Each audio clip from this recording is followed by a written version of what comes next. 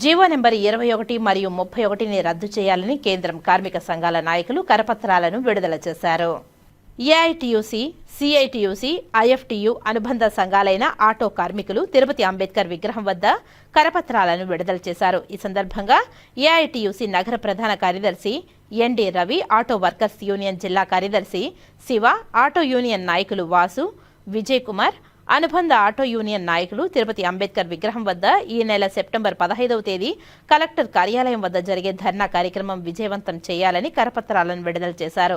ఈ సందర్భంగా నాయకులు మాట్లాడుతూ కూటమి ప్రభుత్వం అధికారంలోకి రావడానికి మునుపు లైసెన్స్ కలిగిన ప్రతి ఆటో కార్మికులకు 15,000 రూపాయలు ఇస్తామని, ఆటోలు కొనుగోలుకు వాహనమిత్ర ఇస్తామని, అలాగే ఆటోలు కొనుగోలు చేసుకోవడానికి గ్యారంటీ లేని బ్యాంకు రుణాలు మంజూరు చేయిస్తామని, ట్యాక్సులు రద్దు చేస్తామని, ఇంకా అనేక రకాల వాగ్దానాలతో అధికారంలోకి వచ్చిన కూటమి ప్రభుత్వం ఆటో కార్మికుల గురించి పట్టించుకునే పరిస్థితి లేకుండా పోయిందని, మూలిగే నక్కపై తాటికాయ పడ్డ చందంలా అరాకొర బతుకులతో జీవనం సాగిస్తున్న ఆటో కార్మికులపై మహిళలకు ఉచిత బస్సు సౌకర్యాన్ని కల్పించిన కూటమి ప్రభుత్వం ఆటో కార్మికులను ఆదుకుంటామన్న హామీ మరిచిపోయిందని, హామీను అమలుపరచాలని ఆటో కార్మికులందరూ ఐక్యంగా పోరాటాలకు సన్నద్ధం కావాల్సిన అవసరం ఎంతైనా ఉందని, అందుకోసం ఈ నెల సెప్టెంబర్ 15వ తేదీ తిరుపతి జిల్లా కలెక్టర్ కార్యాలయం వద్ద జరిగే ధర్నా కార్యక్రమంలో ఆటో కార్మికులు పెద్ద సంఖ్యలో పాల్గొని సమస్యల పరిష్కారంకు ఐక్య పోరాటాలకు సిద్ధం కావాలని వారు పిలుపునిచ్చారు.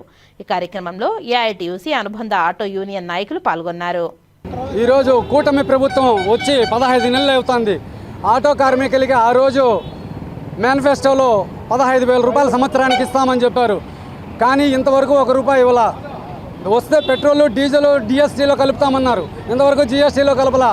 అదేవిధంగా ఆగస్టు 15వ తేదీ మేము ఫ్రీ బస్సు మహిళలకు పెట్టిన రోజే ఆటో కార్మికులకి న్యాయం చేస్తాము, న్యాయం చేసిన తర్వాతే మేము ఫ్రీ బస్సులు పెడతామని నారా చంద్రబాబు నాయుడు గారు దాని గురించి పట్టించుకోకుండా ఆటో కార్మికుల్ని నడి రోడ్లో వదిలేసి ఈరోజు మీరు ఉచిత బస్సు పెట్టారు.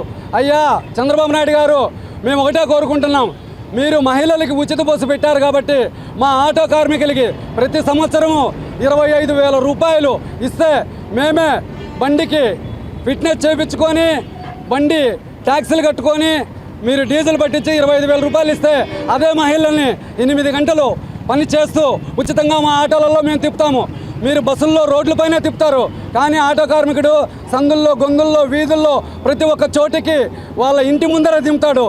చంద్రబాబు నాయుడు గారు కానీ, పవన్ కళ్యాణ్ గారు కానీ, లోకేష్ గారు కానీ మాకు ఇచ్చిన హామీలను వెంటనే నెరవేర్చాలి. సంక్షేమ బోర్డు ఏర్పాటు చేయాలి.